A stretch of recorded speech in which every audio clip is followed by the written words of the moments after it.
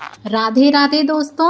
आज की इस वीडियो में हम लोग देखेंगे कि कार्तिक मास में आप रोज किस तरह से अपनी तुलसा की और पथवारी जी की पूजा कर सकते हैं, किस तरीके से आप अपनी पथवारी को सींचेंगे और उस पर क्या क्या चढ़ाएंगे। तो चलिए वीडियो को शुरू कर लेते हैं। तो देखिए, सबसे पहले मैंने यहाँ पर जो है अच्छे से सफाई कर ली है, झाड़ू पोछा लगा लिया है। रोज सुबह आप सफाई करने के बाद ही पूजा करने बैठें। और अगर आपके पास लड्डू गोपाल हैं, आप उनकी सेवा करते हैं, तो उन्हें भी अपने साथ ज़रूर पूजा में बिठाएं और उन्हें भी कार्तिक की सारी कहानियां अपने साथ सुनाएं, तो आपको उसका दुगना फल मिलेगा।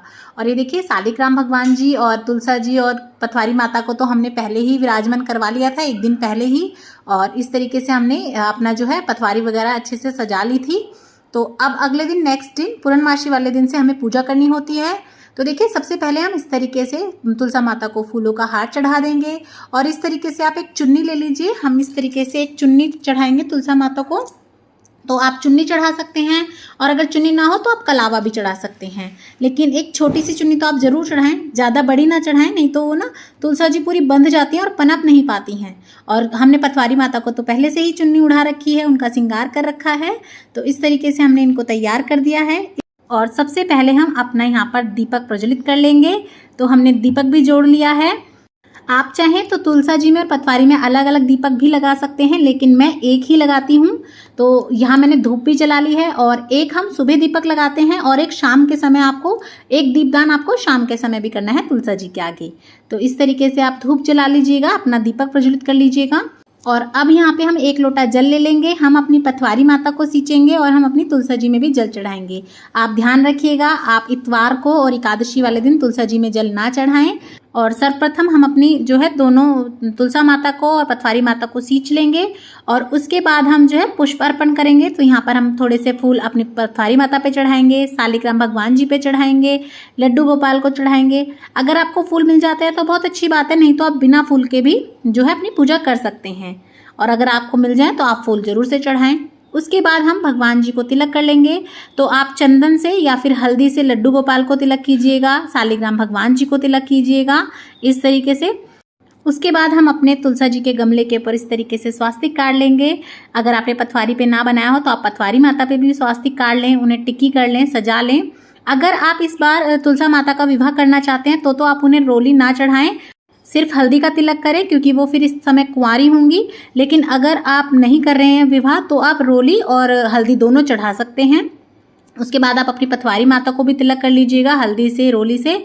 और जो आपका जल का कलश आपने लिया है उस पर भी आप अपने जो है टिक्की कर लीजिएगा, या स्वास्तिक आप काट सकते हैं। उसके बाद हमने यहाँ जो शालिग्राम जी बिठाए हैं उन्हें हम जनेऊ चढ़ा देंगे। और अब ये देखिए, ये मैंने एक कुलिया में लिया है दूध और एक कुलिया में मैंने ली है दही। तो इस तरीके से दूध और दही पथवारी माता पे चढ़ाया जाता है, इसकी कथा भी सुनी जाती है रोज। तो आप इस तरीके से दूध और दही पथवारी माता पे चढ़ाइएगा। आप पथवारी के अंदर डायरेक्ट मत डालिएगा, इससे आपकी जो पथवारी है वो खराब हो जाती है, गल जाती है, सड़ जाती है। आप इस तरीके से साइड में रख दीजिएगा, माता का थोड़ा सा मुंह झूठा करवा के। और आंवले, शकरकंद, सिंगाड़ा, ये सब चीज़ें भी पथवारी माता पे चढ़ाई जाती हैं। तो इस तरीके से आप, जैसे मैंने यहाँ पे 5 आंवले लिए हैं, या तो आप रोज चढ़ा सकते हैं, या फिर आप स्किप भी कर सकते हैं। किसी दिन कुछ चढ़ा दीजिए, किसी दिन कुछ चढ़ा दीजिए। और अब मैंने तुलसा माता के आगे भी कुछ फल चढ़ा दिए हैं। और अब कुछ दक्षिणा आप ज़रूर रखें, कम या ज़्यादा यथाशक्ति अनुसार आप कुछ दक्षिणा रोज जरूर चढ़ाएं पथवारी माता पे। उसके बाद हम ये देखिए भोग लगा देंगे। तो आप कुछ भी, जो भी आपके पास हो, आप गुड़ ले सकते हैं, चीनी ले सकते हैं, मिश्री ले सकते हैं, पताशा ले सकते हैं। इस तरीके से सबका मुँह झूठा करवा के पथरी माता पे चढ़ा दें। उसके बाद हम कार्तिक महात्म्य करेंगे। तो सबसे पहले आप अपनी किताब को तिलक कीजिएगा, और उसके बाद कार्तिक का जो है अध्याय पढ़ेंगे। तो प्रथम दिन हम प्रथम अध्याय पढ़ेंगे, और इसी दिन हमें जो है सत्यनारायण भगवान की कथा भी करनी है यहीं पर बैठकर। और फिर उसके बाद आप रोज 1 या 2 अपने हिसाब से अध्याय कर सकते हैं, क्योंकि 31 दिन होते हैं लेकिन अध्याय हमारे 35 होते हैं। तो एक आध दिन आप घटा बढ़ा सकते हैं, या फिर आप देख सकते हैं, जैसे आपके बीच में 3-4 दिन वैसे भी स्किप होंगे, तो आप उस हिसाब से अपना जो है अध्याय का रोज के हिसाब से हिसाब बिठा के करिएगा।